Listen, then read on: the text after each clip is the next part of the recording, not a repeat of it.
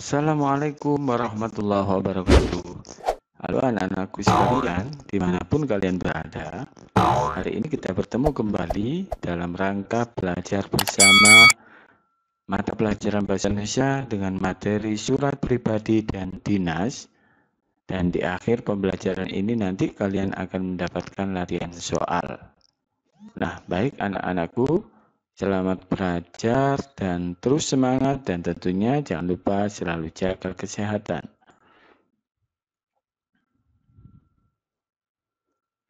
Hari ini kita belajar tentang surat pribadi dan surat dinas.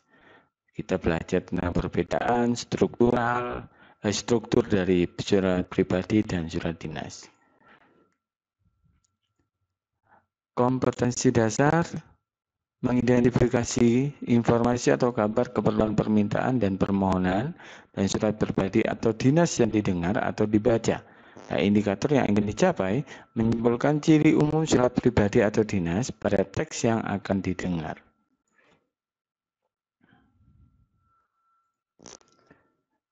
Apa sih surat pribadi? Surat pribadi itu adalah surat bentuk komunikasi tulis atau surat menyurat yang dilakukan oleh seseorang kepada orang lain sebagai pribadi, bukan sebagai wakil atau urusan yang berkaitan dengan kelembagaan atau kedinasan atau yang resmi.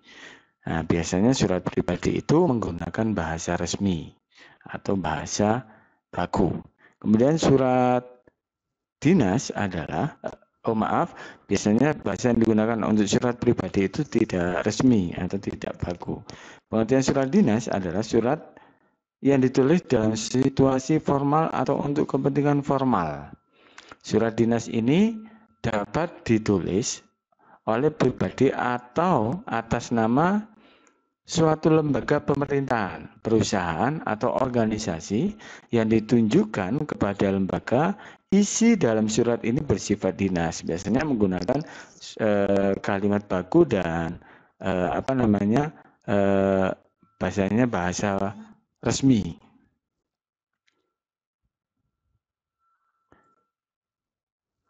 Ciri-cirinya apa?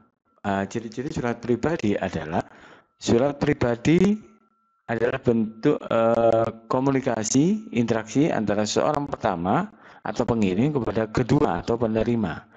Nah, surat pribadi berisi unsur tanggal surat, alamat surat, pembuka surat, pendahuluan, isi, dan penutup surat, serta nama pengirim surat atau juga tanda tangan. Isi surat pribadi berkaitan dengan masalah pribadi, menanyakan kabar, keperluan pribadi, atau tujuan komunikasi pribadi yang lain.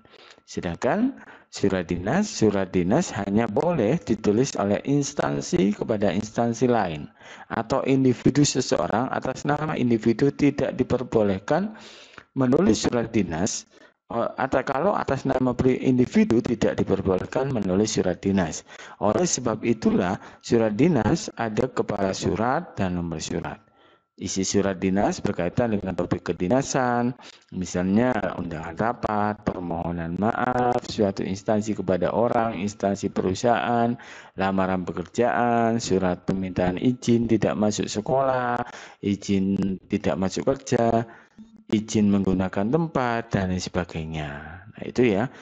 Perbedaan adalah surat pribadi dengan surat dinas. Kalau surat pribadi itu digunakan untuk keperluan pribadi. Kemudian surat dinas digunakan untuk keperluan dinas atau pekerjaan.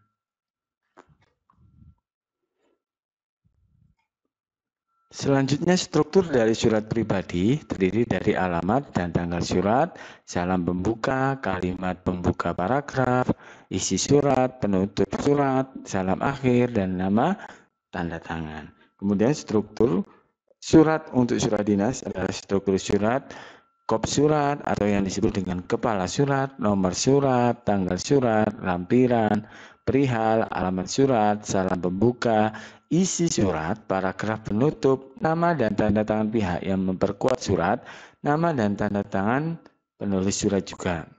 Nah, surat pribadi ini perbedaannya adalah di sini. Di surat pribadi tidak ada kepala surat atau kop surat, kemudian nomor surat, lampiran, perihal, dan yang bertanggung jawab itu nggak ada di surat pribadi.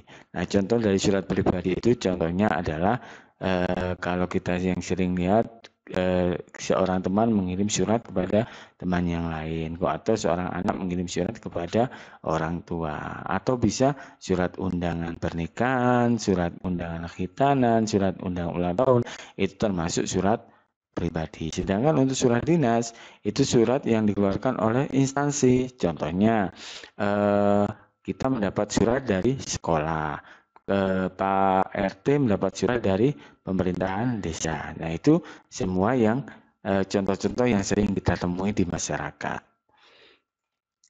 Di sini ada contoh surat pribadi. Nah, ini bentuk contoh surat pribadi, perbedaannya tidak ada kop suratnya, kemudian tidak ada nomor surat, tidak ada lampiran. Nah, ini ke alamat surat, kemudian pembuka, isi, kemudian penutup, dan yang menulis. Seperti itu. Kemudian contoh surat dinas atau surat resmi. Nah, ini ada kop surat, kemudian ada nomor, lampiran, perihal, dan ada juga tanda tangan yang bertanggung jawab. Seperti itu materi tentang surat. Mungkin lebih paham. Kalau kalian masih belum paham, silakan cari-cari di buku, dipelajari lagi. Selanjutnya kita lihat pada latihan soal.